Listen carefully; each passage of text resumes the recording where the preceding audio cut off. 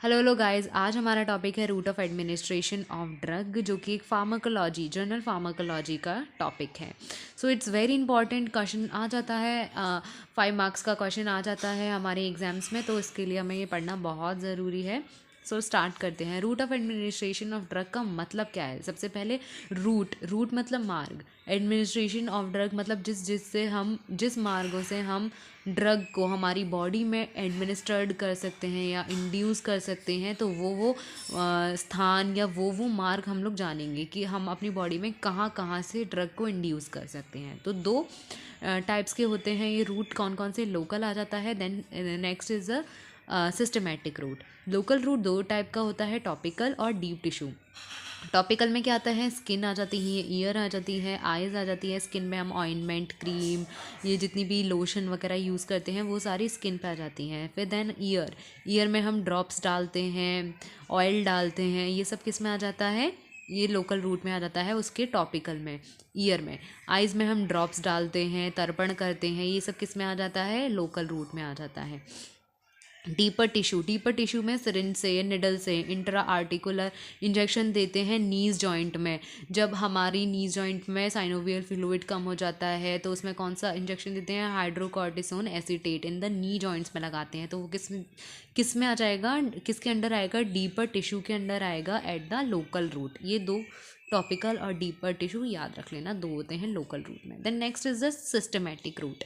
Systematic route में क्या होता है?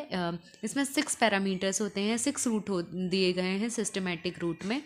तो पहला आता है ओरल रूट। ओरल रूट में क्या होता है? ओरल रूट में जो भी हम कैप्सूल्स लेते हैं, टैबलेट लेते हैं, उन्हें ओरली जब हम इंजेक्ट करते हैं या ओरली हम लोग किसी पेशेंट को देते हैं तो उसमें क्या आ जाता है? Oral route. जैसे कि टैबलेट्स कोई भी पैरासीटामोल दे दी, डायज़ेपाम दे दी, जितनी भी हैं ये ओरल रूट से दी जाती हैं। उसके बाद नेक्स्ट इज द सबलिंगुअल। सब मतलब सबलिंगुअल का हम लोग मतलब देखते हैं तो इसका मतलब हो जाएगा कि टंग के नीचे जो रखी जाती हैं टैबलेट्स, या जो हम लोग फास्ट एक्शन के लिए जो भी पेशेंट को टैबलेट देते हैं सबलिंगुअली दी जाती हैं। जैसे हार्ट अटैक होता है तो किसी को, तो हम क्या देते हैं? डिस्पिरिन, एस्पिरिन, जितनी भी ये होती हैं सबलिंगुअल रखी जाती हैं due to the their fast action, क्योंकि इसमें जो हमारे टंग के नीचे जितनी भी वेन्स होती हैं वो बहुत जल्दी एब्जॉर्व करती हैं, ब्लड में डायरेक्टली इंड्यूस हो जाता है ड्रग, तो उसका फास्ट एक्शन दिखता है without going in the metabolism. तो उससे उसका जो रेट होता है वो कम नहीं होता है, उसकी जो हाफ लाइफ है वो कम नहीं होती है। तो सबलिंगुअली वो फास्ट एक्शन क्रिएट करती है, इसीलिए इसे सबलिंगुअल रखा जाता है। फास्ट एक्शन के लिए सबलिंगुअल टैबलेट देते हैं हम लोग।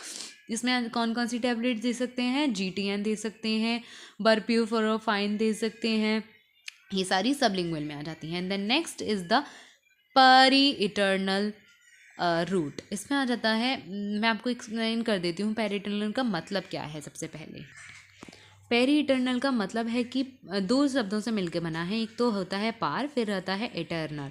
इटर्नल का मतलब होता है इंटेस्टाइन, और पार का मतलब होता है बियॉन्ड। मतलब जो ड्रग हमारी डायरेक्ट ब्लड में जाए without go into the intestine, मतलब उसका मेटाबोलाइज ना हो कोई भी ड्रग का, तो वो किस में चला जाएगा? पेरी इटर्नल रूट में चला जाएगा। मतलब डायरेक्टली ब्लड में डिजॉल्व हो जाए, उसका कोई भी लॉस ना हो। तो ये किस रूट से जा सकते हैं? हम लोग सबको पता है कि ये सिर्फ एक ही चीज़ कर सकती है, इंजेक्शन। अगर हम इंजेक्शन डायरेक्ट वेन्स में या आर्टरीज में देते हैं तो वो डायरेक्टली कहाँ जाएंगी? ब्लड में। उनका कोई भी मेटाबोलाइज नहीं होगा, उनका कोई भी लॉस नहीं होगा। तो ये 4 टाइप्स के आ जाते हैं पेरिटर्नल्स में। सबसे पहले आता है सबक्यूटेनियस, सेकंड इज इंट्राडर्मल, और third is intramuscular, and the fourth one is the intravenous. ये तो सबको ही पता है, जितने भी 4 टाइप्स के इंजेक्शन के रूट्स हैं वो सारे किस में आ जाते हैं? पेरिटर्नल रूट में। सिर्फ इतना लिखना है। Then come on the next part. इसमें क्या आता है? नेक्स्ट इज द पेरिटर्नल के बाद हम लोग कौन से पे आएंगे? नेजल पे। नेजल रूट कौन सा होता है? नेजल रूट नेजल म्यूकस को, मेम्ब्रेन को can readily absorb many drugs. Suppose suppose that digestive juices or livers are bypassed. For example, GnRH agonist जो भी होते हैं, डेस्मोप्रेसिन जो होते हैं, इन्फ्लुएंजा वैक्सीन्स जो होती हैं वो कहाँ दी जाती हैं, नेजल रूट के थ्रू दी जाती हैं. इनहेलेशन में क्या आ जाते हैं, इनहेलेशन जो भी वॉलेटाइल लिक्विड्स होते हैं, गैसेज होती हैं, वो इनहेलेशन रूट से दी जाती हैं for the systematic action. For example general anaesthesia, इन लोगों को हम लोग क्या देते हैं, इनहेलेशन में. फिर आता है next is the rectal route. Rectal route में क्या होता है, कोई भी ड्रग को विदाउट गो इनटू द, इसमें भी यही होता है कि without go into the metabolise और इंटेस्टाइन में गए बिना ही हमें ये ड्रग्स का एक्शन चाहिए होता है. तो हम लोग रेक्टल रूट का सहारा लेते हैं या फिर हम रेक्टल रूट के थ्रू इंड्यूस करते हैं. जैसे कि सपोजिटरीज मतलब वर्ती, आयुर्वेद में वर्ती बोलते हैं. रिटेंशन एनीमा इस रूट से ही दिया जाता है, रेक्टल रूट से दिया जाता है.